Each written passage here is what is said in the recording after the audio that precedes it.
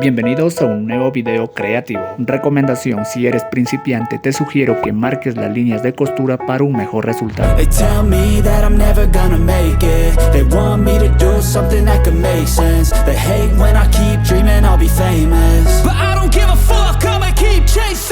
Para este tipo de productos te recomiendo utilizar un tipo de aguja número 90 e hilo nylon en color beige número 40.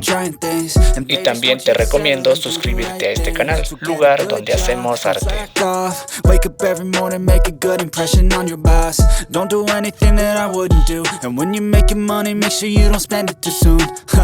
Fuck that, I'll do what I wanna do. I got a different path from everyone and that includes you. Who are you to tell me how to live life? In these times it feels like nobody's right, yeah. So I'ma figure out what else we succeed, and then invest all of my time into that and proceed. I need whatever the hell could make me happy, and I don't think you have a clue what could that be. They tell me that I'm never gonna make it. Resultado de este diseño creativo para llaveros de cuero con costura beige. But I don't give a fuck, I'ma keep chasing. They tell me that I'm never gonna make it. They want me to do something I can make. El video completo haciendo este llavero de cuero ya está disponible en mi canal de YouTube.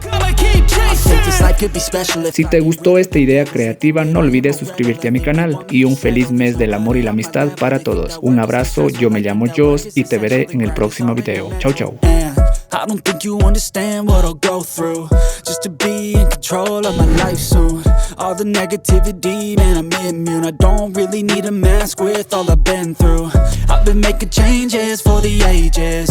5-10 year plans are contagious. I attack that shit, I'm tenacious. And if you ain't, get the fuck out of my way then.